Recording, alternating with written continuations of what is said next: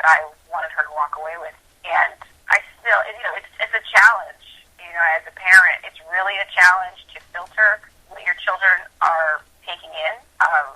We're such a media-drenched society, and it's hard. I mean, you can try really hard to control what your children watch and what they read while they're developing, while their young minds are trying to figure it out, and only have so many references for the things that are brought to them. So they can't understand some of these things, and they're really not, some of the stuff that comes in is just really not healthy and appropriate. However, they go to school and their friend has the lunchbox that has the guy that did the thing or whatever. It's always, or they go to a friend's house and you don't know what they're watching, and things kind of get out of your control a lot. So you can just, the best you can do, I think, is try to talk to them about those things. I try not to just completely shelter them, but if those things, if things pop up on billboards, I try to talk freely and openly and help them process what they're seeing a little bit more, so I can kind of guide them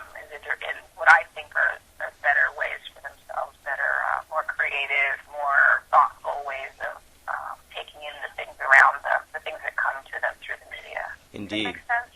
Sounds like you're a wonderful parent. And how long children try. My daughter is 7 and my son is 3, and he's a beast. He's a boy. Yeah, part child, part beast. Wolverine. I don't know what that little Wolverine thing is that's running around the house. Yeah, I mean, after having a girl who was kind of like, she's not, you'd hate to hear me say that she was all fairies and pink, but she was. She was all fairies and pink and la la la la la. This was my daughter. I thought, okay, we can handle the second one, and then this crazy little monster, this wild thing. I mean, he is. It's like where the wild things are. He's a little wild thing. Does he break things around the house, or? Yeah, exactly. He does. Wow. Well, you seem to juggle it all: show business, family, kids, your nonprofit organization. Do you have anything else on the back burner? Well, right. I'm pretty full up. I'm pretty full. Oh, wow. I'm telling you. I mean, I will say that with Sweet Blackberry, we got our nonprofit status, and so that's kind of opened things up in terms of programs and partnerings with different organizations and schools, and it's very exciting. And there's so much to do, and so with the kids and Sweet Blackberry, I try to do other things, but I'm not all Wonder Woman. I'm just a little Wonder Woman. Wow. I'm not. Yeah. You're pretty active. Yeah, I'm active. Trying to kind of, try to streamline it a little bit. But it's all good stuff. No, it is. It's great. People need to know about those stories. Those are some long-lost stories, and I'm so glad that you're helping to resurface them. Yeah, it's incredibly gratifying, and my favorite thing to do is go to schools and libraries and read to the kids and show the films to the kids.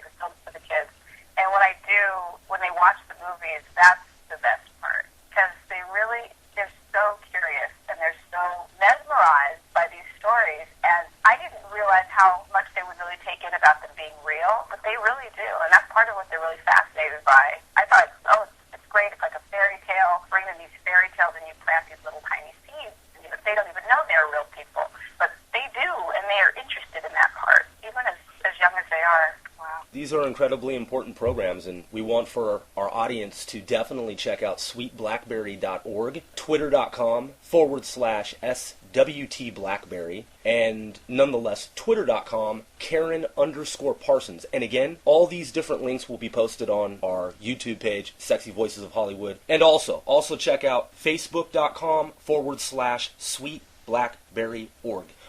Thank you. You're welcome. Well, thank you, Karyn Parsons, for being on the show. And by the way... Thank you so much. Thank you. You do have a sexy voice. Oh, I forgot. I was supposed to put my Brenda Vaccaro rasp on for this. Brenda Vaccaro, wow. I know, I'm dating myself, aren't I? I met her at a party, and when was that? Like 10 years ago or something. Yeah, she still had that same voice.